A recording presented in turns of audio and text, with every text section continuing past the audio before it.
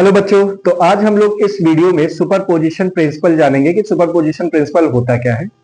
उससे पहले आपको कूलॉम्स लॉ हमने पढ़ाया था, जिसमें हमने बताया था कि किन्हीं दो पॉइंट चार्जेस के बीच में, चाहे वो चार्जेस लाइक हो या अनलाइक हो, उनके बीच में जो इलेक्ट्रोस्टैटिक फोर्स लगता है, रिपल्सिव आइदर अट्रैक्टिव, कुछ भी, उसकी वैल्यू मैंने आपको बताई थी। तो आपने दो चार्जेस के बीच में लगने वाला फोर्स कैलकुलेट किया था। अब ऐसा तो है नहीं कि किसी सिस्टम में सिर्फ दो चार्जेस हो सकते हैं, दो से ज्यादा भी चार्जेस हो सकते हैं। तो अगर किसी सिस्टम में दो से ज्यादा चार्ज बॉडीज हैं, तो किसी पर्टिकुलर चार्ज बॉडी पे लगने वाला जो फोर्स होगा वो हम कैसे कैलकुलेट करेंगे। फॉर एग्जाम्पल, जब आपने कूलॉम्स लॉ पढ़ा तो आपने कहा एक ये चार्ज है Q1, आपने ये कहा ये एक चार्ज है Q2, इनके बीच की बॉडी से डिस्टेंस आपने कहा R है। अब लाइक हो या अनलाइक हो तो इनके बीच में फोर्स लगता है, वो आपने कैलकुलेट किया F के Q1 Q2 upon R square, ये आपने कैलकुलेट किया। दो चार्जेस थे। अब मान लो बेटा यहां पे एक तीसरा चार्ज हो जाए Q3, मान लो यहां पे बेटा एक चौथा चार्ज हो जाए, फोर्थ चार्ज हो जाए Q4, और ऐसे करते करते करते मान लो यहां पे nth चार्ज बॉडी हो, n चार्ज बॉडी हो, 21 हो, 99 हो, 100 हो, 1,00,000 हो, तो ये nth चार्ज बॉडी हो। अब मान लो आपको इस Q4 बॉडी पे नेट फोर्स निकालना है कि इसकी वजह से, इसकी वजह से, इसकी वजह से, इसकी वजह से इस पे फोर्स क्या लग रहा होगा। तो इसके लिए आप बेटा सुपरपोजिशन प्रिंसिपल पढ़ेंगे। क्या पढ़ेंगे बेटा? Superposition principle. तो सबसे पहले तो हम ये जान लें कि सुपरपोजिशन प्रिंसिपल किस प्रॉपर्टी पे वर्क करता है। सुपरपोजिशन प्रिंसिपल बेटा, सुपरपोजिशन प्रिंसिपल इस प्रॉपर्टी पे वर्क करता है कि मान लो आपका ये सिस्टम है, इस सिस्टम में तीन चार्जेस रखे हैं।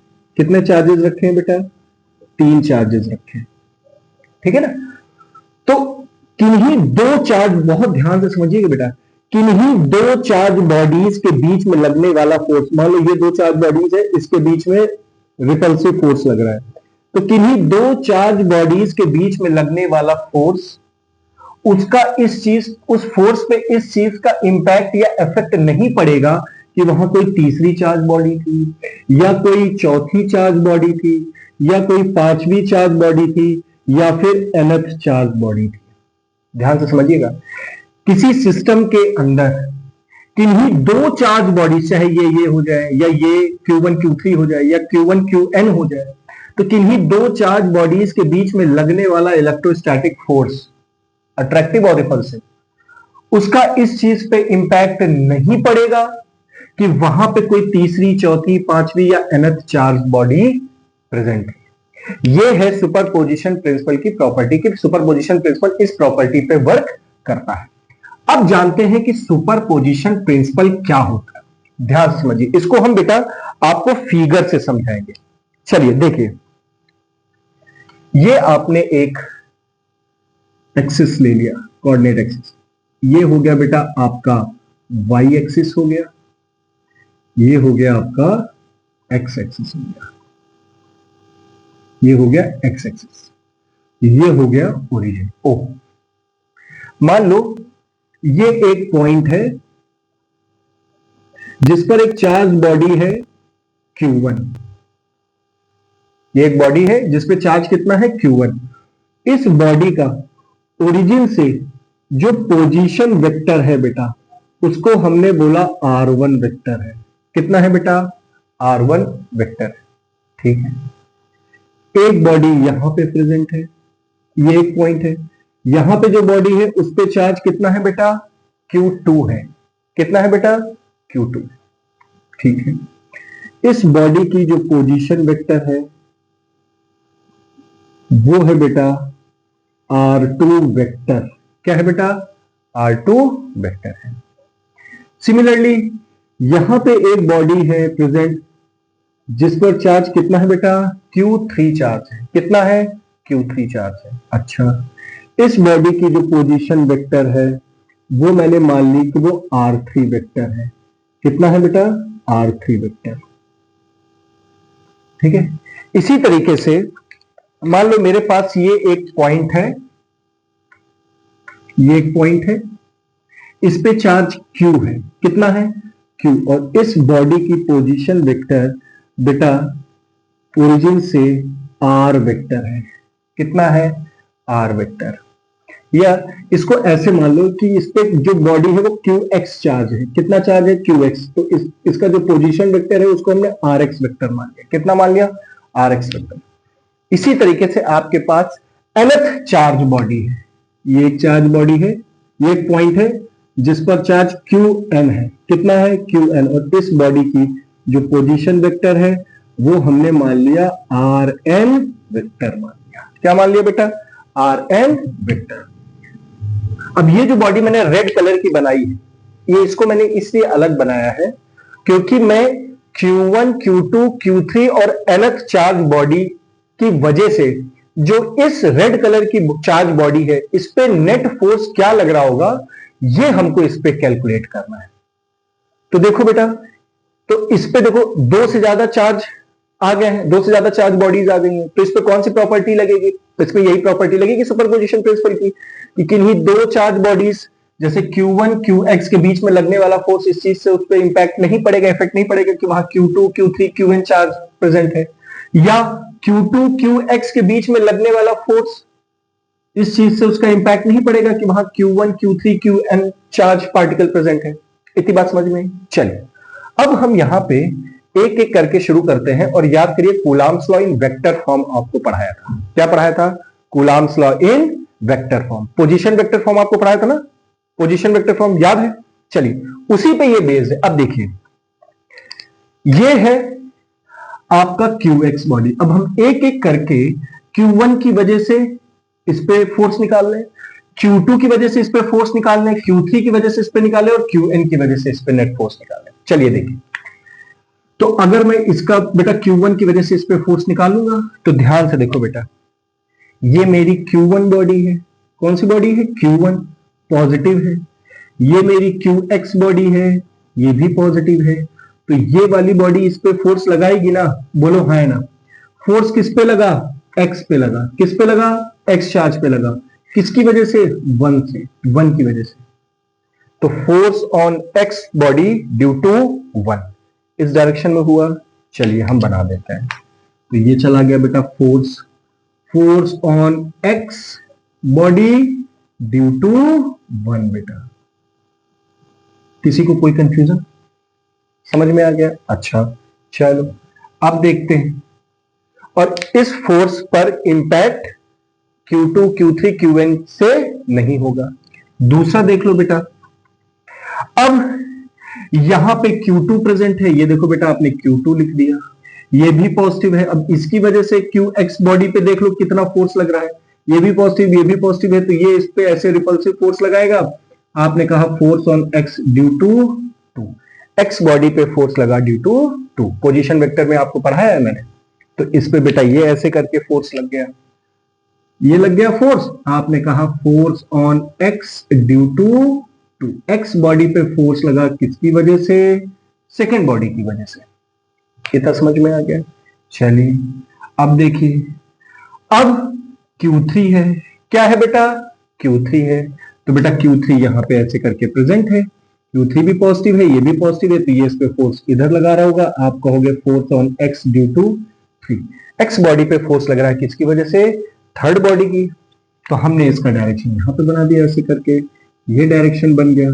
आपने क्या कहा force on X due to 3, X charge पे फोर्स लगा किसकी वजह से, थर्ड वाले की वजह से।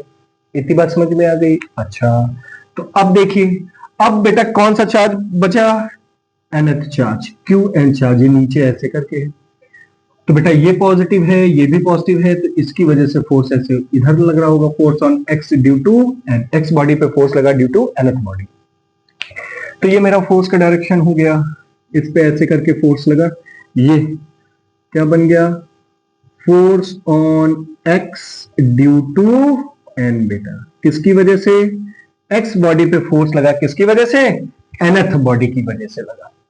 इतनी बात समझ में आ गई? अच्छा अब ये जो बॉडी आप देख रहे हो QX बॉडी, X बॉडी जिसपे QX चार्ज है, इस पे एक फोर्स ये जा रहा है बेटा, force on x due to n. एक फोर्स बेटा ये पॉइंट ऐसे बना हुआ है, एक फोर्स बेटा ये जा रहा है force on two, force on x due to 3 है। एक ये ऐसे करके फोर्स है, force on x due to 2 है। एक बेटा ऐसे करके force on x due to 1 है।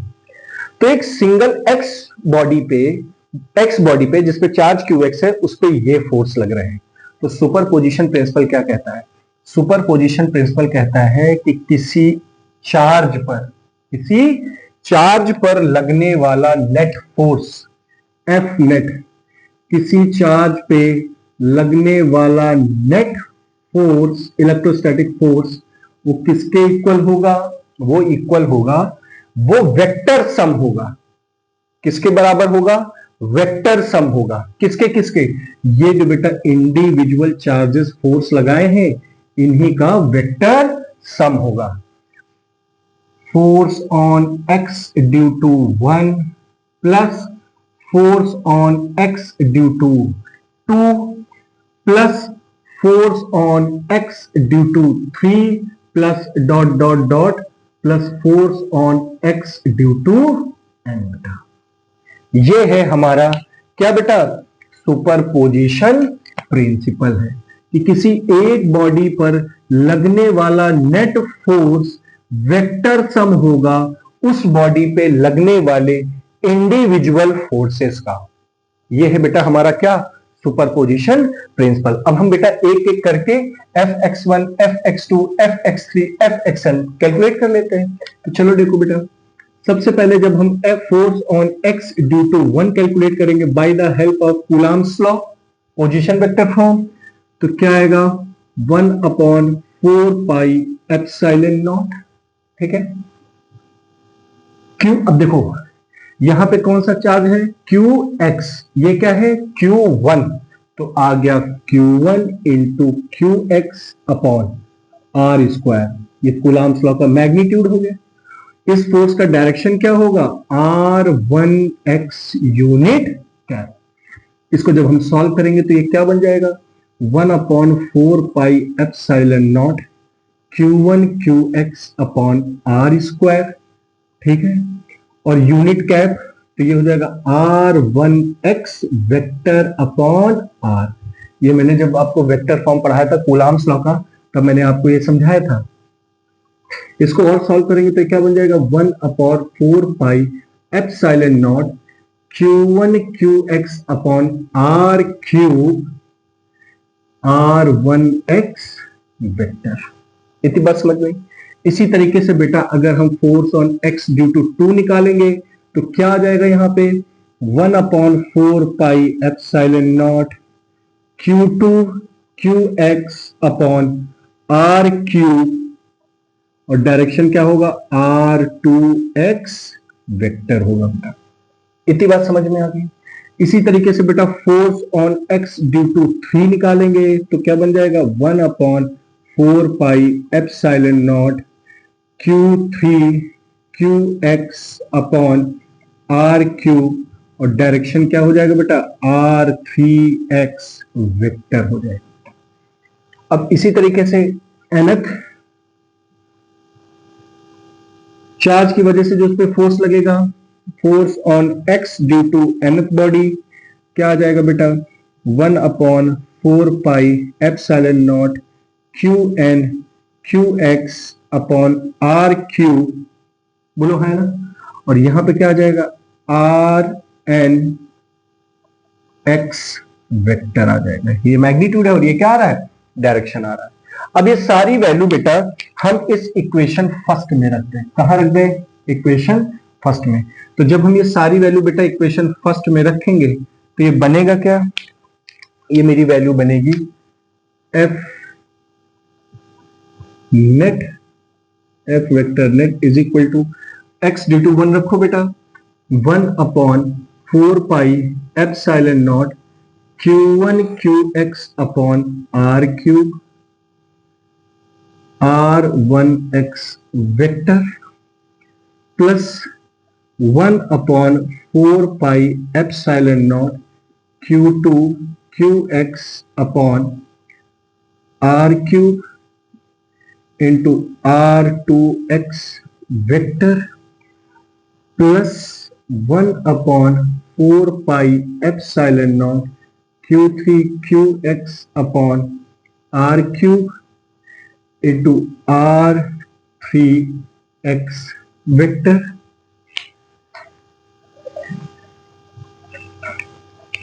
Plus dot dot dot dot plus nth वाले का कितना है बेटा 1/4 pi epsilon naught QN QX upon R cube dot RNX vector बेटा।